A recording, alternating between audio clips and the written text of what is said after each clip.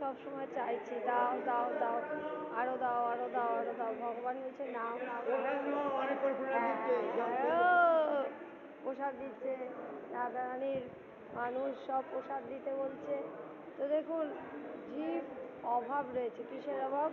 এই সাধুগুরু বৈষ্ণব, সাধুগুরু বৈষ্ণব দেখতে পাচ্ছেন তো, এনার কাছে আসলে অভাব চলে যাবে। অভাবটা একটাই, সেটা হচ্ছে হ্যাঁ হ্যাঁ হ্যাঁ হ্যাঁ বকুল ফুল, বকুল ফুল, হ্যাঁ বকুল গাছ। তো এই অভাবটা কি আমাদের হচ্ছে পাওয়া, অর্থাৎ গাড়ি বাড়ি সম্পত্তি এগুলো পাওয়ার অভাব। অর্থাৎ ভগবান বলছেন যে করে আমার আশ আমি করি তার, মায়ার মায়া যত চলে যাবে জানবেন যে আপনার কৃপা। দুঃখকে কখনো মনে করবেন না যে দুঃখ ভগবানকে এত ডাকলাম দুঃখ কেন হলো।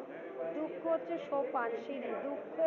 দুঃখ হলে তার কাছে যাওয়া, যত অন্তর্জগতে যত আপনি তাকে ডাকবেন। একবার আপনি যদি যান, ভগবান এত দয়াল, হে করুণা সিন্ধু দীনবন্ধু জগৎপতে গোপেশ গোপিকাকান্ত রাধাকান্ত নমস্তে। অর্থাৎ শত মায়ের বাৎসল্য, একটা মানা মহাপ্রভু শত মায়ের বাৎসল্য। অর্থাৎ আপনি এক পায়ে গেলে 10 পা ভক্ত, এক পায়ে গেলে 10 পা এগিয়ে আসবেন ভগবান, ঠিক আছে? তো ভগবান 10 পা এগিয়ে আসবেন। আমরা তার সন্তান, আমরা যদি দুঃখে থাকি ভগবান তার জন্য শতগুণ চিন্তা করেন। ভগবান হচ্ছে মা। আরে চরণামিত নিলে অকাল মৃত্যু হরণম।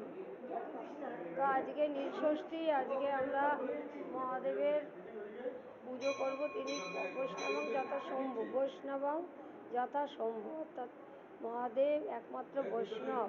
কেন? যে মহাদেব বৈষ্ণবতা। এই যে এখানে প্রসাদ দাও। হরে কৃষ্ণ।